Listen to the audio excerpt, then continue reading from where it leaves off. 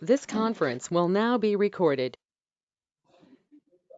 Good afternoon, all students and professors from Rai University. And good afternoon, Sairam sir. Thanks for taking your time to take this session. And on behalf of Rai University and Blackbuck, I welcome all the participants to this knowledge enhancing webinar series. And this is designed by industry experts with the help of Rai University academicians.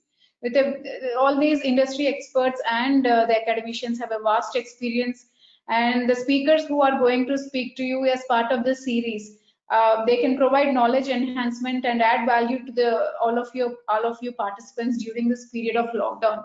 So this is a series of webinars that we are going to conduct together, Rai University and Blackbuck. There will be around 5 introducing you to the emerging technologies and what's happening in the industry related to emerging technologies. And as you all know, Rai University is a research-driven university, and Blackbuck Engineers is a industry-focused, career-oriented organization. And we are both together, Blackbuck and Rai University are setting up a center of excellence related to emerging technologies that will help you with your careers in Rai University campus at Ahmedabad. And I would like to thank Rai University Provost Dr. Anil Tomar and Professor Lalit Adhikar, Registrar, and Professor Virender Singh, Nagoria, Deputy Registrar Academics, and Dr. Sailesh Iyer for taking this initiative for setting up Center of Excellence, collaborating with us, which is Blackbuck Engineers. And so yeah, I'm seeing everybody wishing each other. So good afternoon, everyone, and want to tell brief profile of the speaker today, Mr. Sairam Vedam, who you can see on the screen. Mr. Sairam Vedam is the Chief Marketing Officer of Innominds. Innominds is a product engineering organization and has focused towards business analytics and data. And he's also worked for AI organizations, AI product organizations like Core.ai. He has worked for Signity. All these organizations he has worked at very senior roles, and he brings lots of experience to us.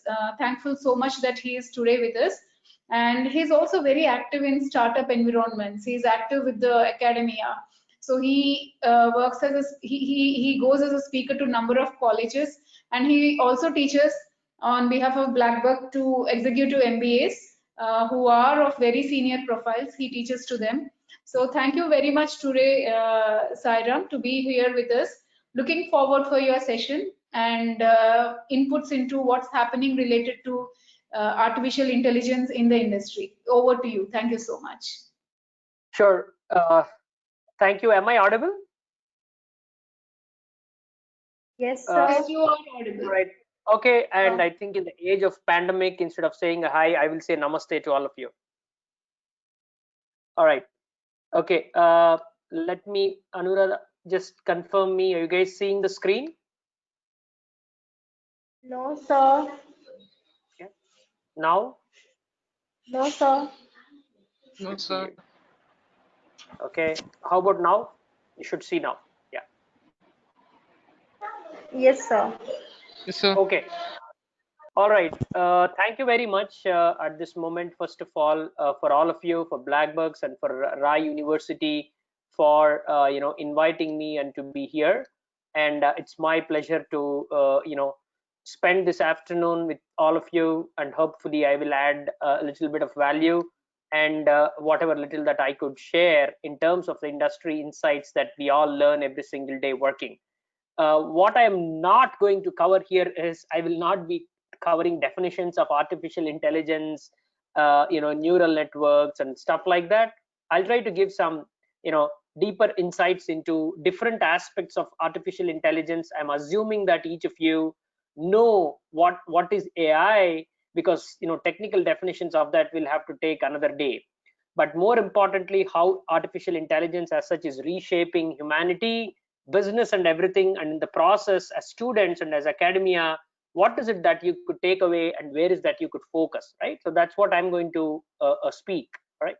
So that said, let me move on. this is what I would be covering. See, by virtue of my work that I currently do at Innominds as the Global Chief Marketing Officer and my prior experiences, I have seen certain amount of impactful AI products, AI platforms, and AI implementations that has gone through different spheres of businesses and verticals in terms of both software products and services. So that's the practical side of it. But more as a practitioner, more as a technology enthusiast and an industry professional, I keep reading about the impact of AI in everyone's life beyond what we think. That is what I am going to focus upon today. Okay. So why is AI transformational? First of all, as a planet, right? Every one of us, not just human beings, it goes to animals, it goes to plants, it goes to the nature. What is artificial intelligence for that? And then at a country level, what is artificial intelligence for us, all of us as Indians and citizens? Then comes, how is it impacting our life? And then comes business for me. So that's the order I would like to take. And of course, a little bit of information on what are the different market spheres of artificial intelligence that is getting impacted, where are we going to see the business potential for it, and a couple of case studies that I picked up that I wanted to share, and in my view, what could be the future. Okay. I'm going to play a video. Just let me know you guys are able to listen and feel it so that I can start playing it fully.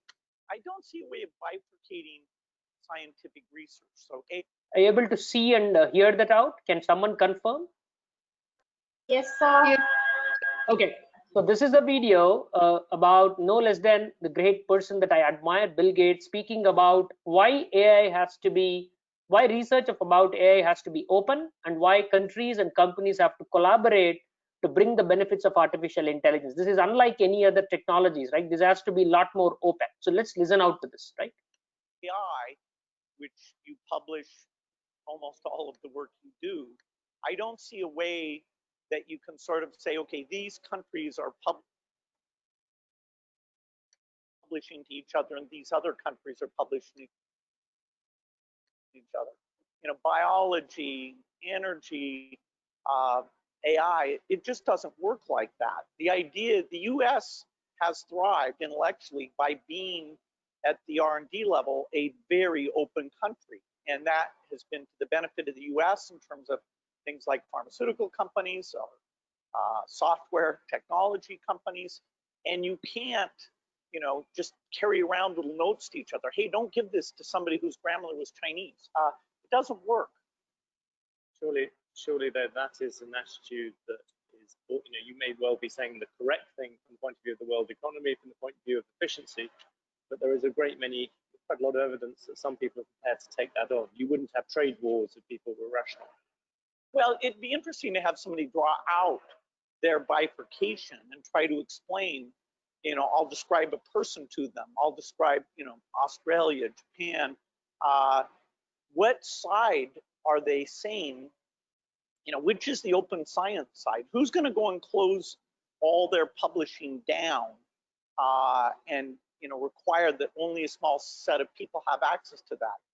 AI is very hard to put back in the bottle, and whoever has the open system will so vastly get ahead of whoever tries to not let everybody in the world see what they're doing, that you can completely ignore whoever tries to close their system.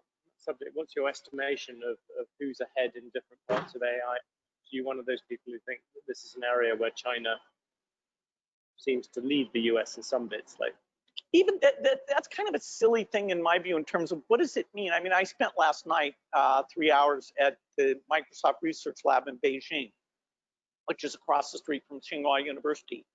A lot of the best AI work in Microsoft is being done in that lab.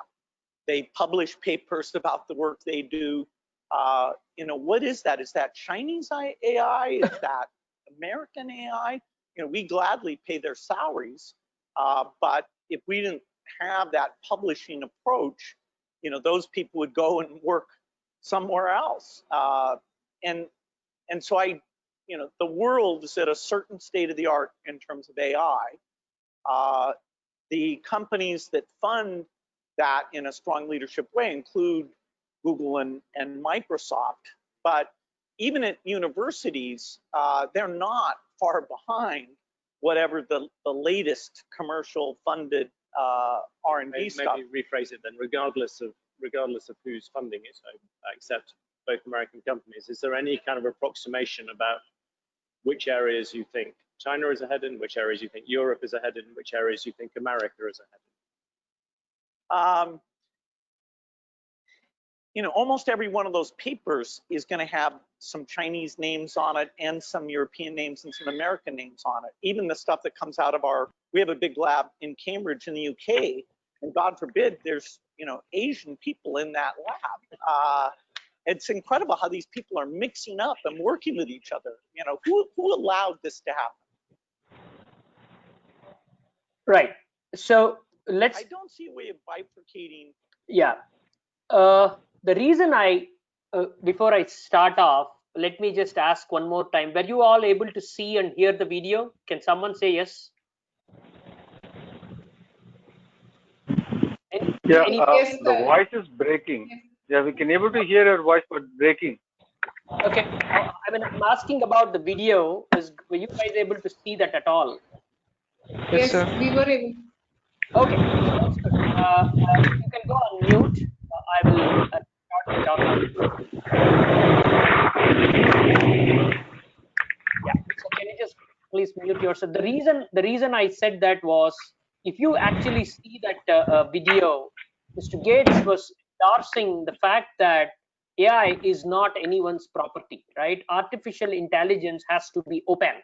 And as students and academia, I thought that that's the best piece of information that I should first share with you that I found on YouTube, because he is vastly suggesting the fact that irrespective of the country that you are, you know, you should supposed to be openly researching about artificial intelligence and learning from each other and sharing those benefits to the ecosystem.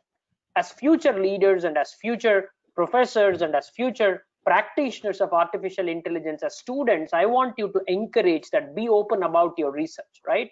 And I want more and more Indian names to come in. He was talking about certain nationalities. With all respects, I want to see a lot more Indian academia, Indian students doing groundbreaking fundamental artificial intelligence research. If this presentation allows you to get inspired to do that, I'll be very happy. Now, why is AI transformational? You know, the fact that there are many factoids to tell about that, but I picked up these things. The most important thing is on the top right hand side. Our intelligence is what makes us human, and AI is an extension of that quality, right? Professor Yan Li Chun from New York University states that. The reason I'm telling that about is it is an extension to human intelligence. The fact that each of you should be taking away is, you cannot allow machines to control you. You should be controlling the machines. You should be programming the machines. You should be instructing the machines. But that said, the outputs of artificial intelligence is transformational. It is beyond what we can even think about, right? The positive side of it is what each of us should be looking at. And that's what it says, right? It will reach human levels by around 2029. And by 2045, you would have multiplied the intelligence where the biological machine intelligence will become a billion-fold, which means that is when it becomes truly augmented, right? Truly superlative. That's the time period that most of you are going to spend your lives, which is very exciting. Right? The rest of the stuff is more about self-reading. I also want to encourage each of you to go and read about the lessons that Andrew Ng puts on Coursera, one of the most famous university courses delivered by him and Stanford on machine learning and AI, that is free for everyone. As students, you should be reading about that, right? And before I move to the next slide, it's also about what Stephen Hawking says, that probably the most influential scientist that our generation has seen, success in creating AI would be the biggest event in human history. The reason that is important is, as students and as academic ecosystem, if you can take back the fact that using artificial intelligence for positive impact across different spheres of life can actually help you create impactful things for the planet itself, right? Hey, can someone go on mute? 1 second. Anup Patel has to turn his mic off. Anup Patel has to turn his mic off, please. Okay, sounds good. Hey, Anu, can you just go on mute? So now coming back to the fact that, right, it is beyond your imagination. Let me take 4 use cases, right? That is from Microsoft research. By 2050, it says that farmers must produce more food on less repairable land and with lesser environmental impact. So artificial intelligence use cases can actually allow you to do that, right? It can help people efficiently monitor the health of farms in real time. So in the organization even that I work, for example, we've helped a large organization leverage the power of what we call AI-driven precision agriculture. The reason I took that as the first example is, why are we living on planet? We as human beings have to be supportive to each other, and all of us have to have nutritious food to fight out unfavorable situations that we are all going through. So fundamentally, artificial intelligence is beyond business. Okay, this topic is not about business. It's beyond what it can do. The next important thing, we all know how important it is to have fresh water. So artificial intelligence can actually help model the entire supply of the earth's water to conserve, so that we all have clean and fresh water. That's the type of research that's going on. And then, by the way, as much as it is our planet, it is also animals' planet. So it's also about the plants' planet, right? It's about the biodiversity. How inhuman were we in killing an elephant just a couple of days? It was the most inhuman incident that we would have probably seen in the last, recollection of my own thing. So this planet just doesn't belong to us. That's why we are actually facing this whole wrath of pandemic by disturbing the nature so very much. So artificial intelligence can actually help ensure that the eco-balance of biodiversity is taken care. Last but not the least, would you want to live your entire life? You guys are young, 20, 21-year-old people here. The entire future has to be clean and green for us, not with the masks that we have to wear. Just imagine the future where 2 people to talk to each other should be wearing a mask. So AI can actually significantly influence climate change. So the reason I'm emphasizing on all of these 4 areas is, as students, as engineering students that you are, it could be MBA students, it could be professors, with all humility, I'm urging you people to focus your areas of research and studies around these areas, right? There is so much of information. You could go and check, for example, I'm not endorsing Microsoft. There are many billions of resources available, but this is something that I really felt very, very useful for academic ecosystem, right?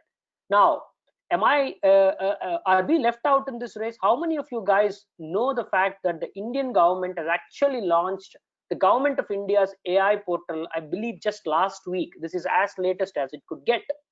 The vision about the point I'm trying to drive down is, it is apolitical here. As a country, we are racing ahead.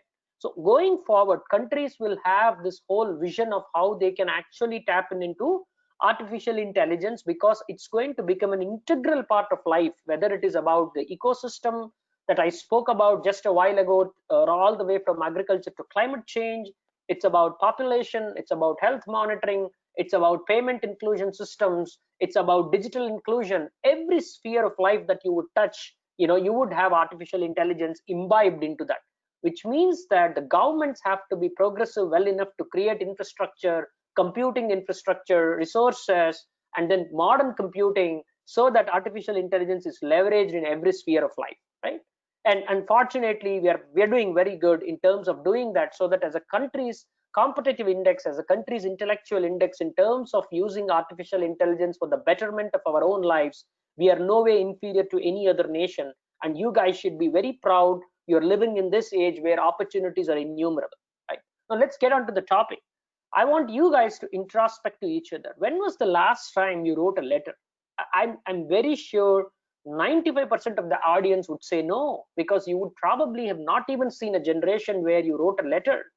Today, you're taking a WhatsApp for granted, an SMS for granted, an email for granted, or probably the next generation is about voice. You don't even write anymore.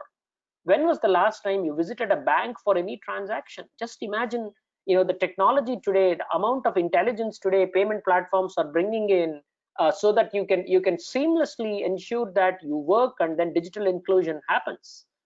When was the last time you watched a movie? Today's generation, my kids just doesn't like going to the theater, irrespective of pandemic. They want to watch it on Netflix.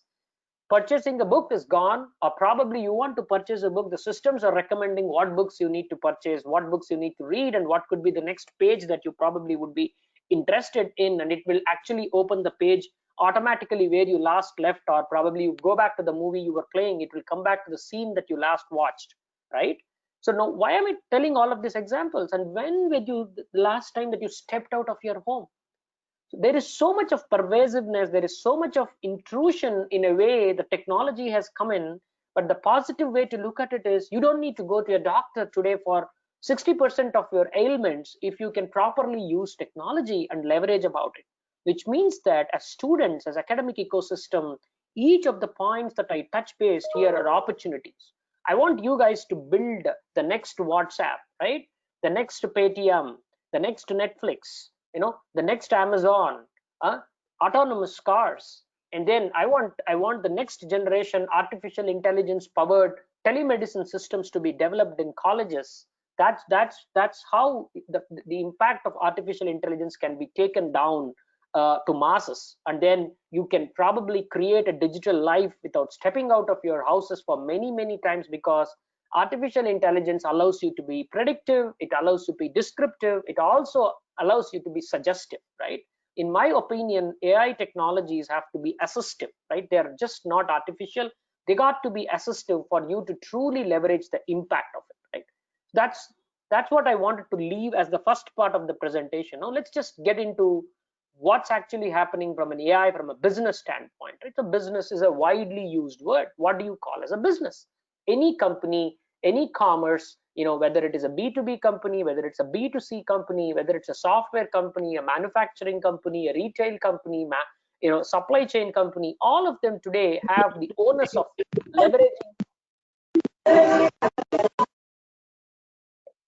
leveraging artificial intelligence. But the beauty is the companies which are using AI are actually outpacing traditional firms, which means that as future managers, as future engineers, as future professionals, as future professors that all of you are, you need to understand the fact. Please see the graph on the right hand side, right? It's from a seminal research from Harvard Business Review. The digital operating models take off exponentially after a point of time where they overshoot the traditional operating models, because digital allows you to have phenomenal reach, which means that leading organizations are expected to see double the growth. That's what you're seeing in terms of overall potential by leveraging AI solutions by the end of 2020. That's what Gartner says.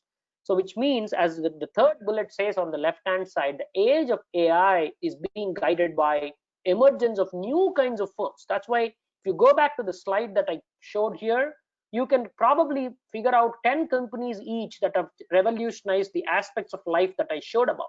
What are they? They are all new age companies which are significantly leveraging artificial intelligence in terms of invading, in terms of impacting, in terms of enhancing the way companies perform business, right? As an example, as I told you, you can set the prices on Amazon, recommend songs on Spotify. Just imagine and replace all of them with the Indian counterparts. We know what is happening today. 7th investment came into Reliance Jio platform. Why did it come? Because Reliance Jio today has about 400 million users or 380 million users, whatever be that name, with WhatsApp and all of that confluence, which means that every one of you is going to be part of this digital society. So artificial intelligence is the only impactful technology that can actually ensure personalized things happen. What you like and what your friend likes might be significantly different. So as a company and as a brand, if I have to appeal to each of my consumer base, whether it is B2B or whether it is B2C, I need deeper insights about what my customers and what my consumers would prefer before even they ask me. So that is where artificial intelligence technologies allow traditional companies to be outpaced by digital companies, right? So if you are planning to launch a digital startup, you kind of looking to revamp your traditional business, it becomes highly important for you to leverage AI in different operations that you can take advantage of. I can just keep go on about it, but just let me confine, because I come from the software world. Does AI in addition constitute only a software or a service? It actually comprises of both, right? We have seen so many companies that I spoke, it is Paytm, it is Swiggy, it is Flipkart, it is Amazon, it is bunch of other, Salesforce.com, Microsoft, Google. What are these companies, right? New age startups, conversational AI companies, right? Let me take an example. Haptic.ai, the company that Reliance invested in. It's not about Which company has invested in? None of the companies that I spoke here has got anything to do with my association. Haptic allowed the government of India to build a WhatsApp bot in less than 7 days for COVID, where more than 100 million queries have got answered. Every state government today has a WhatsApp bot integrated on their government portals. What is Arogya Setu? What is Udan? What is your whole Aadhaar ecosystem? They're all enabled by underlying machine learning capabilities, deep learning capabilities. If you have to ask me, that is traditionally redefining the way software is produced, software is consumed, and services are delivered. Right?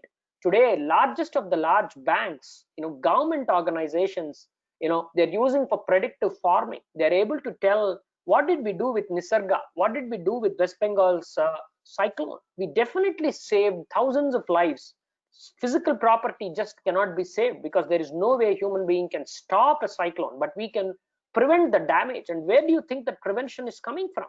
The innumerable amount of data sets that meteorological department is using is a service that it is rendering, but the software that is getting powered is through the data sets and models that many of the platforms and computing power today that is available can actually help them do that.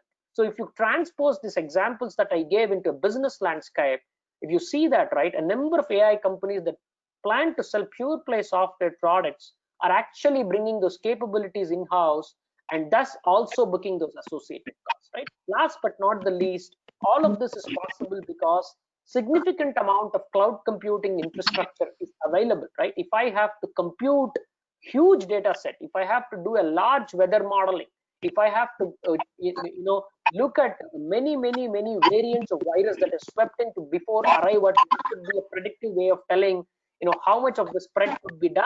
All of these are impactful use cases from an AI software standpoint, which means that it allows each of you to build intellectual properties, AI driven companies, AI driven platforms that can bundle platforms and services at scale.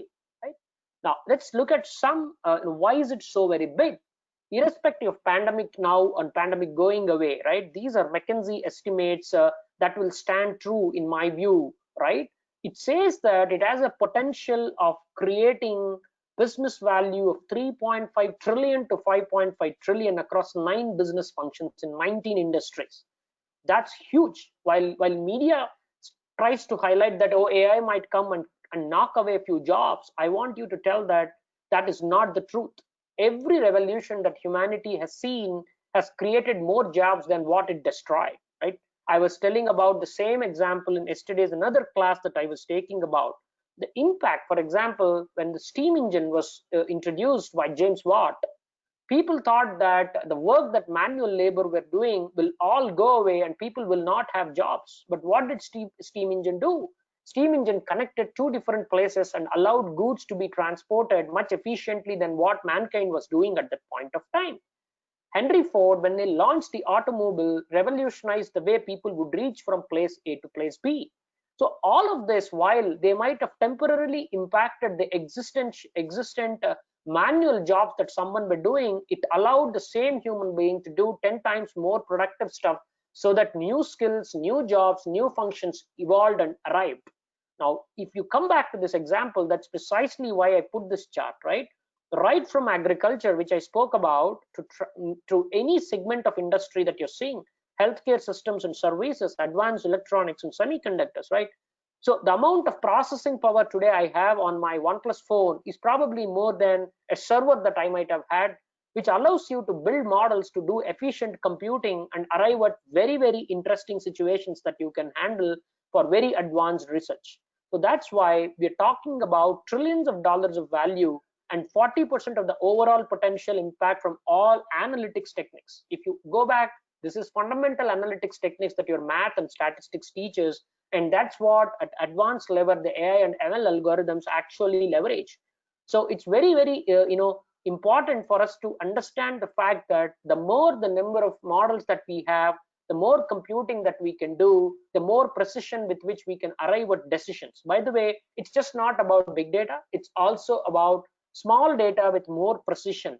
The beauty is the underlying AI layer allows us to kind of tap into this market value. Now let's just get a little bit deeper. So I just picked up one segment, right? If most of you are engineers, for example, AI is expected to create $2.6 trillion of additional value in marketing and sales, and up to $2 trillion in supply chain management, right? Today, for example, we talk about technologies like digital twins. We talk about augmented reality. We talk about assistive technologies, which I'm not covering in this slide, but what are all they? While companies are racing to become remote first because of the situation pandemic has thrown in, they need a lot of technology help in terms of selling and marketing the existing good and service, not physically reaching out. But then AI allows you to do that today, right? Because it's highly precision driven, it is highly prescriptive. So which means that the e-commerce platforms that all of us will use will be one of the significant beneficial platforms to collect all of the data that you produce and then do meaningful outputs about it. We're not going into whether the data collection is privacy or not. That's not the subject of this class.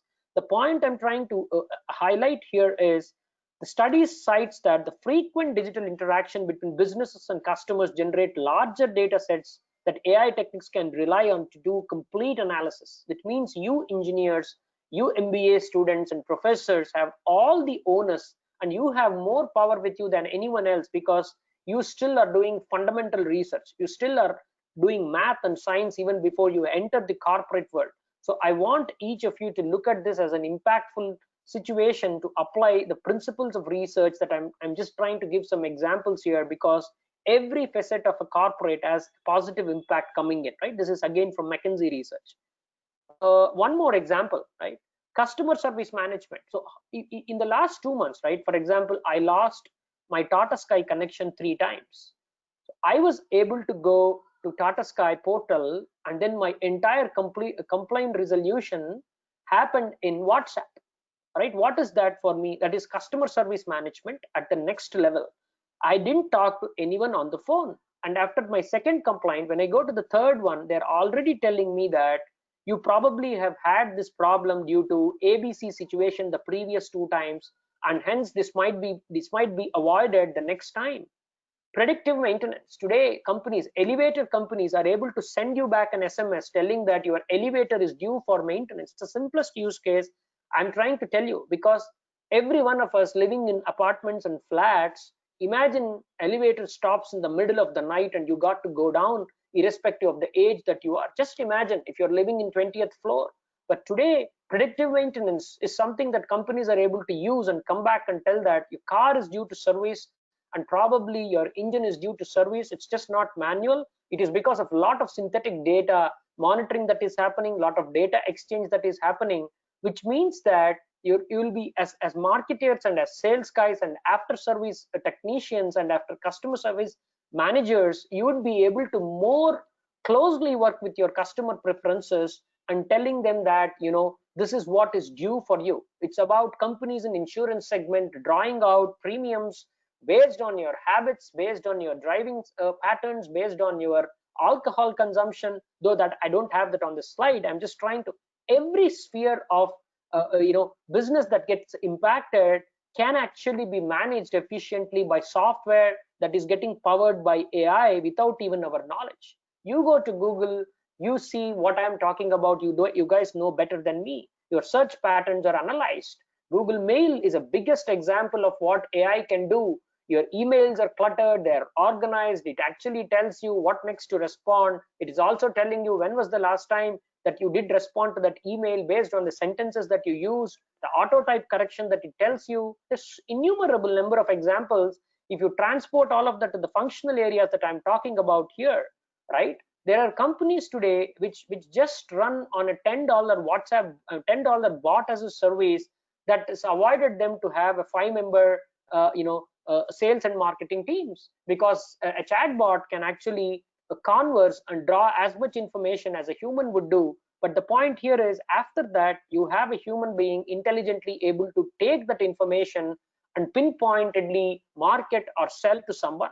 Same with customer service that I spoke about. That's my biggest favorite use case. And predictive maintenance, imagine, just imagine if the LG polymer situation in Vizag probably could have been alerted and avoided if the predictive maintenance alerts were in place and they were taken it seriously. right? This is all AI could do for you. Again, I repeat, right? The Nisarga cyclone, the West Bengal cyclone, in a huge sense of predictive maintenance for me, because it has alerted the government to say that this is going to cross pinpointedly with the precision value at some point of time your city, so you better shift out your people, right? We sometimes make a lot of mockery about weather reports and satellite imagery, but today if we are actually being peaceful and living, a lot of this information is being predicted because innumerable amount of data sets are getting into play, right?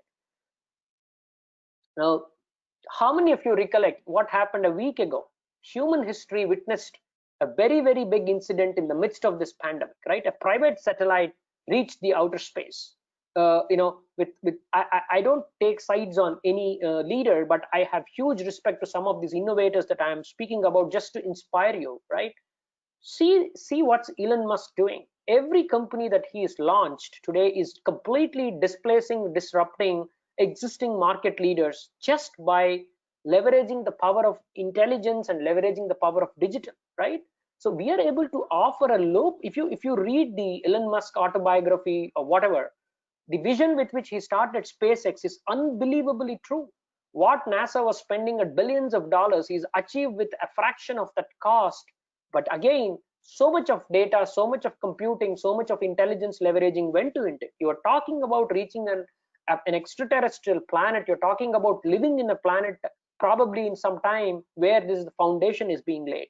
The amount of intelligence that a smart car like Tesla, why Tesla? Today's Indian cars, normal cars that you see on road, which are retrofitted with many analytics devices. I was talking to a startup in the first half where they're trying to retrofit a 25,000 rupees device that can actually save 15% of fuel costs for trucks that are trucks that transport goods on the Indian roads, by predicting the driving patterns of the drivers and alerting them how they can save fuel costs. The company, the third one, Boring Company, is a very interesting company's name, but the Hyperloop technology that they were talking about also saved lives in that incident, whether it was in Thailand or Korea, I don't remember where. A lot of students went and got stuck into a tunnel. The engineers from that company went with precision-driven engineering, precision-driven pinpoints, that could help them out. OpenAI is the biggest $1 billion support from Elon Musk. It has probably all possible learning models that you would want to build a meaningful AI system that can scale up like anything. It's probably one of the best AI systems in the world, and it's completely open. That's the type of notion we are talking about. Last, my favorite, right? If you see, imagine areas like prosthetics and military and robotics, better modeling of brain machine interaction. Imagine what kind of use cases that it can bring in. So that's the point, right? Of course, there are some contradictory statements about what is his view on AI, and I'm not going into that. The point I'm trying to tell is, again, I'm trying to repeat this. As tomorrow's professionals that you are, please understand that if you understand AI, if you can foresee what it can do, what it is doing, the future is absolutely exciting, and you can build very, very, very disruptive businesses with the most minimal costs, because everything today is available almost free, right? Now, let's just relate to an example that all of you would like to. This is also a case study. So how many of you know or use any of this? I'm sure 100% of you, right? I don't think anyone of in your age group doesn't have an Amazon Prime app or a YouTube app on your phone. It could be Netflix on your TV, right? Everyone here is actually, what are they? They are all content players. But if you see, they are actually streaming content that is hyper personalized to your preferences. The channels and the playlists that each of you guys play is very, very different from the other one. While one of you might be a very favorite about a regional content, some could be viewing a global content, someone might be watching a sport, right? Music, so much amount of hyper personalization available, which is allowing all of these players to cater to multi-diverse audience ranging from different age groups, right? And today, as we speak, companies like Reliance and Airtel, why is Facebook tried to invest in Geo framework. We are talking about Google trying to invest in Vodafone. It's not about the brands, it's about the data. It's about the models that are available which is where I think first of all India as a powerhouse has unbeatable advantage because of the young population that are going to create models, that are going to leverage all of this data, that are going to consume new services, digital services, and also produce equal amount of unbelievable amount of data back, which allows companies to make effective decisions. So what is common here? The common is the consumption pattern, and what is different here, it is a hyper personalization. You are consuming content, but it is absolutely hyper personalized because of the AI layer underneath it, right? If you now put each of you in the shoes of these companies and imagine you're creating one such company, you're working for them, artificial intelligence is going to come as a big aid for you. Let me take a couple of case studies here, right? Nvidia. How many of you are gaming enthusiasts, right? Nvidia as a processor company, as a computing company, has significantly increased its market share with exceptional returns by just ensuring that its processors have AI compute built in, right? We talk about GPU capable processors that are available today. So if you see here, right, Nvidia's R&D expenses at 8% per annum, heavy R&D expenses, and then they've built this whole GPU ecosystem, right? Deep Learning Institute developers went from 45,000 to 511,000. The GPU applications went about 34%, which means that whenever such applications are built, whenever such computing infrastructure is used to build, the processors get sold, which means that the entire Nvidia ecosystem from a business standpoint is significantly getting positive impacted, right? And that's what it says. Nvidia's deep learning DL revenue went by 63% per annum from 2014 to 2017, right? Exceptional returns from a stock market standpoint. Normalized Nvidia versus peers stock price that you see here, and the other companies are no small companies, right? They're Qualcomms, they're AMDs and Intels. It's just so happened I picked up this case study. So, but if you go and analyze any of these companies, they have added tremendous value, billions of dollars of values into their market share and into their revenue, simply by understanding the fact that AI is unbelievably true today, right? One more case study. Today, every brand is conversational. I spoke about the WhatsApp bot, use case. You go to a small hotel, a travel. Of course, a travel is not a right choice to talk about in today's. But then, companies, governments, beauty brands, retail companies, telecommunication companies, everyone today who has a customer service function. Tell me which company would not have a customer service function. They are all turning conversational, which means that you can interact to them with conversational AI interface. And by the way, it's just not text. Voice conversational AI is going to be the biggest technology. Because of the pandemic thing, there is a sphere of business called contactless, which means that you don't need to physically be in contact to do a transaction. What does that mean? How many of you have Siri? How many of you have Google Digital Assistant? But these are just consumer grade digital assistants. Imagine enterprise applications becoming voice controlled. Then you can actually start talking to your enterprise application infrastructure, because voice AI today is a reality, which means that you as a person can talk to it in Telugu, can instruct to it in English, can actually ask questions like how you would ask your colleague and get the transaction done, which means that there is no worry about social distancing.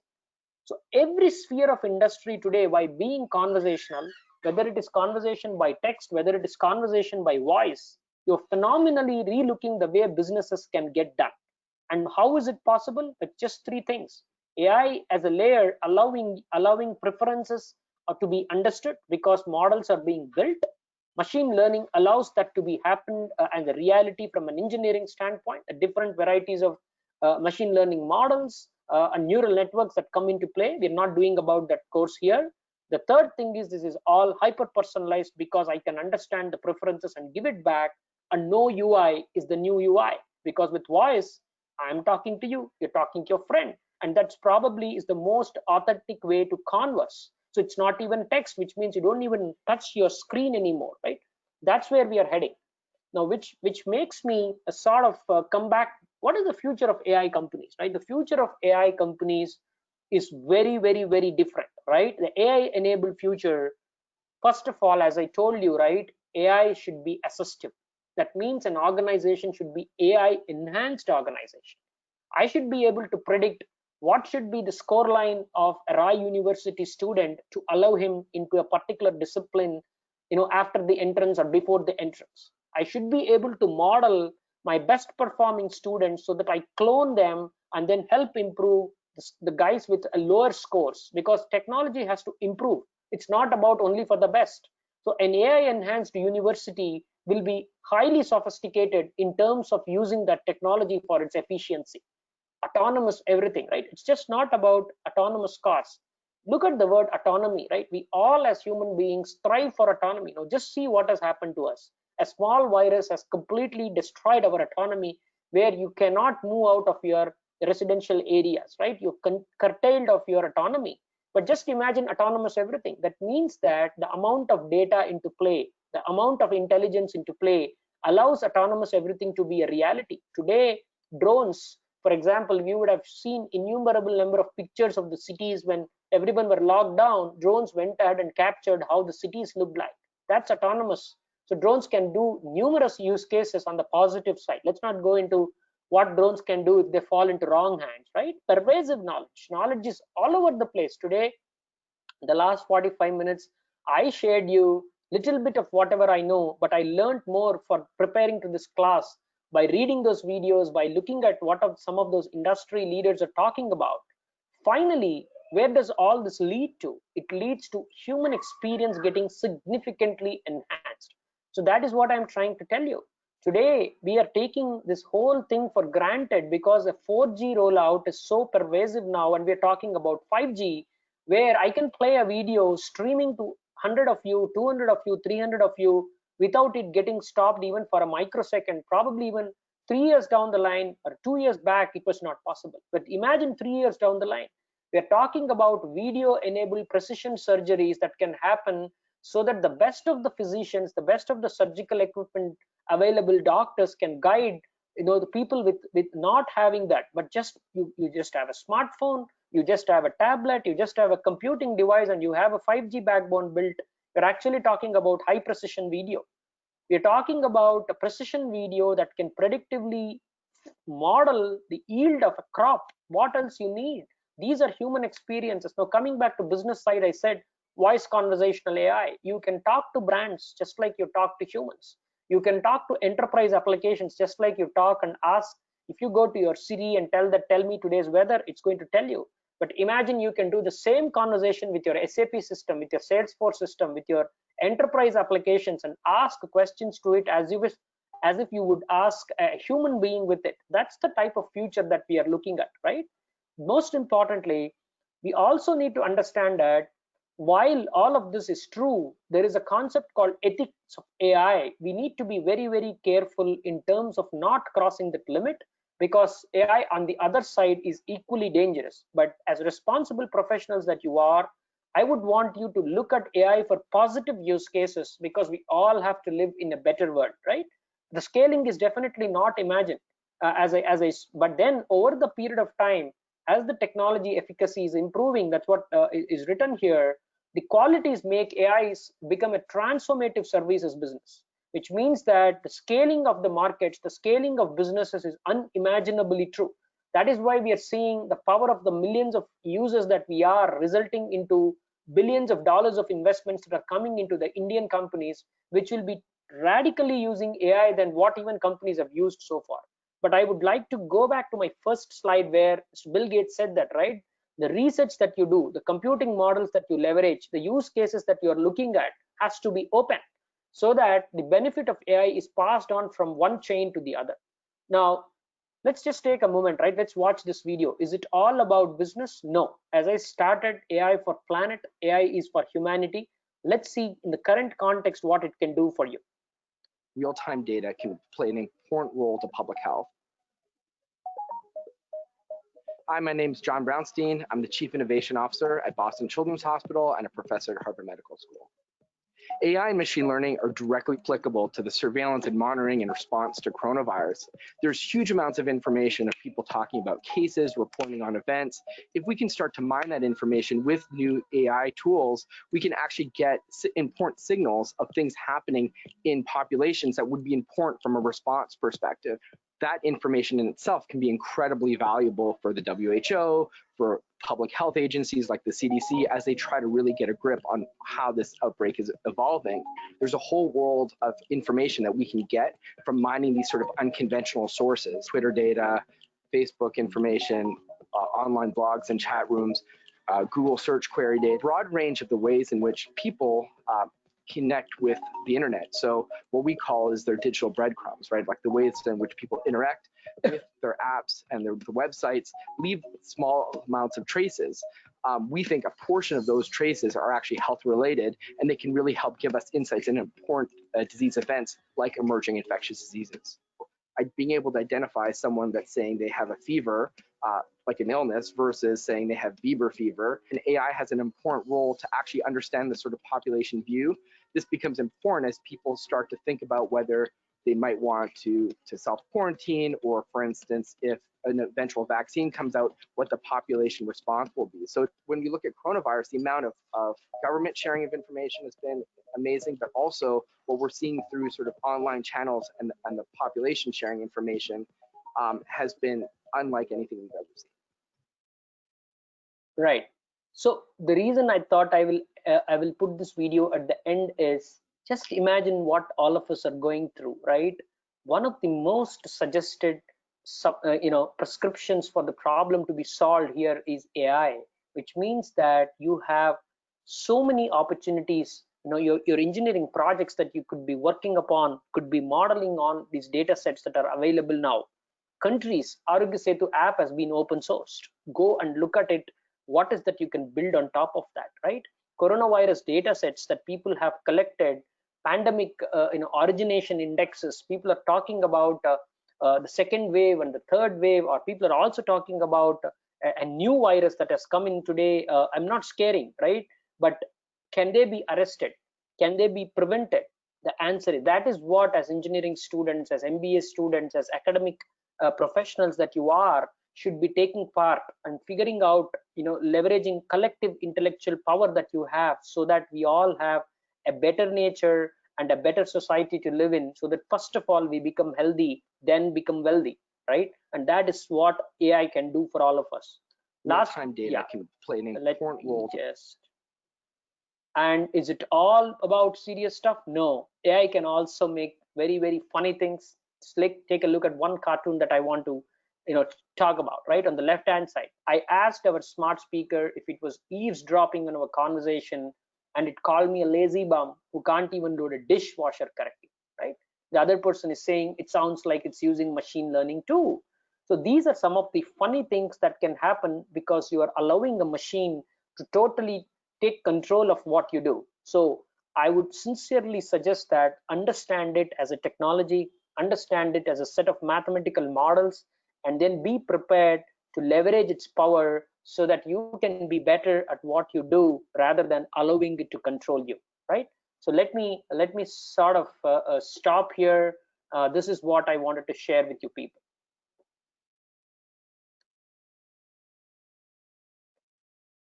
Okay, if there are any questions, you guys can talk, but we are, I think, close to the end of session. But yeah, Anuradha Garu, I'm sort of done for whatever I wanted to share today. Okay, so if anybody has questions, please type in your question on the chat box, and I will relay the questions to sir. Yeah, you could take it for another 5 minutes. Yeah, sure.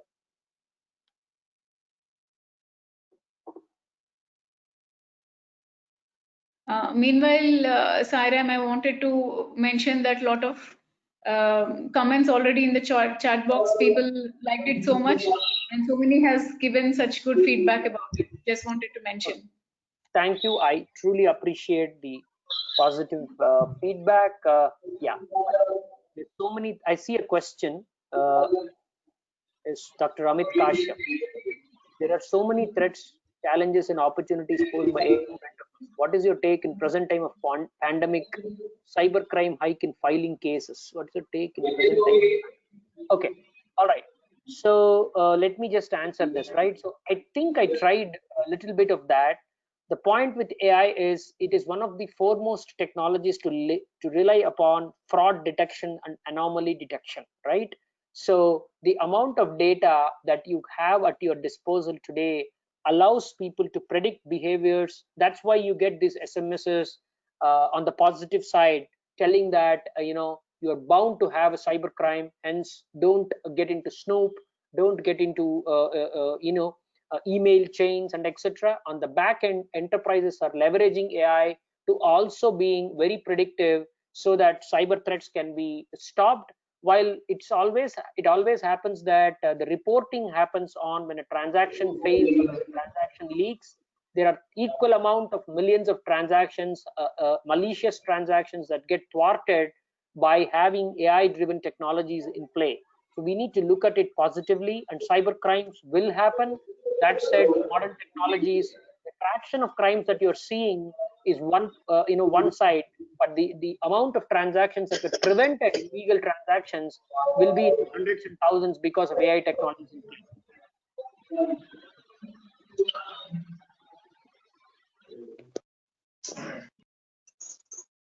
As a mechanical engineering student, where and how I should start in this field of artificial? Excellent.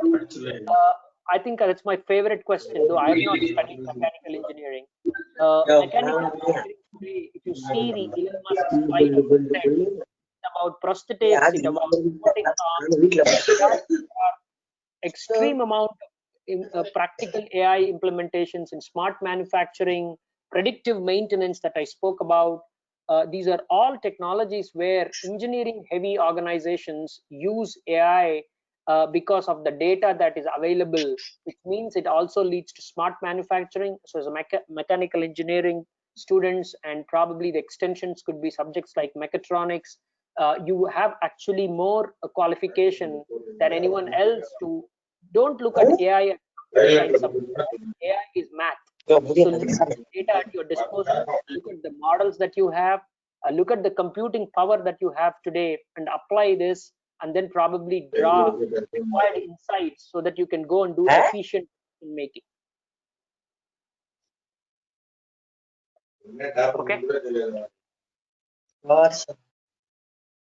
I will answer this last question. This is applicable to all. As an engineering first year student, how to develop my knowledge and skills in AI? Okay, there are 3 ways to do this, right? One is, I would recommend all of you to go to Coursera's and Udemy's and Udacity's of the world, particularly Andrew Ng's course to start with. The moment you type that, in fact, you will see bunch of courses that it will actually recommend you to take. You should also probably develop a certain amount of understanding about Python if you have to do some programming, and practice building models and understand NLP. And if you want to do AI programming, if you want to build AI driven applications, you should have a good understanding of math and statistics. But a lot of these libraries, a lot of these computing models, a lot of these data sets are available. Then hang around in places like Kaggle, which is an open source or a crowdsourced model of data science, where you could take up projects, you could put solutions, and you could learn from your peers. There's so much of information available out there. And if you do these 2-3 things and probably pick one area according to your expertise, and then figure out how AI is being used there, and then build systems and applications, you will reach a very, very good success. So much, Sairam sir. That was the last question we said. And I have Dr. Sailesh Iyer from Rai University. I would like him to say a few words and vote of thanks for this. Thank you so much. Thank you.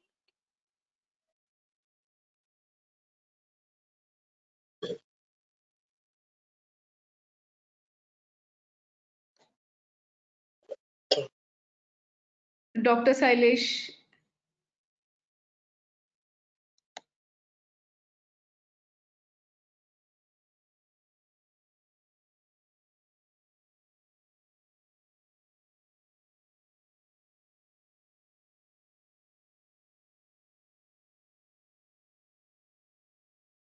Oh, looks like Dr. Sailesh has a problem. Thank you so much, Sairam sir, for taking this session. Looks like the audience has enjoyed it very well. And thanks for bringing the industry knowledge to the students. And dear students, you will be having lots of other sessions coming from the Center of Excellence at Rai University, Blackbook Center of Excellence at Rai University. And all these sessions will be interesting, will be moving you closer to the industry. Okay, thank you, Sairam sir, again. And thanks all for your feedback. I'm seeing the feedback. Thank you very much. We will make sure that all the sessions Anuradha ma'am, okay. All right. yeah, am I audible? You are audible. Yeah, I would just like to interrupt you. Actually, I was having some connection problems just for some time. So I just want to thank Blackbuck engineers, Anuradha ma'am, Sairam sir, and the whole team of Blackbuck engineers and Rai University for making this possible. And we are very much eager to go into this venture of Center of Excellence. We want our students to be empowered in the emerging technologies and hope will be supported well from Blackbuck engineers and the students. Thank you very much again. And just a small problem has erupted here because last 2 days actually there have been heavy rains here in Ahmedabad. So many of the students have not been able to connect to this webinar because of this reason. So I've been getting a lot of calls regarding that. Anyway, we'll be sharing the recording with them so they can view it, and they can, if they have any questions, they would be disturbing Sairam sir. Oh, it's my pleasure if I can be of any help to the students. And personally, I thank Blackbuck, Anuradha ma'am, and Rai University for allowing me to talk a little bit and share whatever I could. And even our organization, Innominds, we do a lot of work on AI and analytics. And there are many interesting resources that we have put there, many more thought leaders who work with us. So people can look at them, learn, and as a material, as I kept speaking about, there's a lot on the internet. I thank everyone for giving me this opportunity. Thank you, sir. We are looking forward to many more projects of this kind, and maybe students and faculties can work on AI projects together. Yes, thank you very much. Thank you, sir. Thank you. Thank you, ma'am. Bye. Thank you.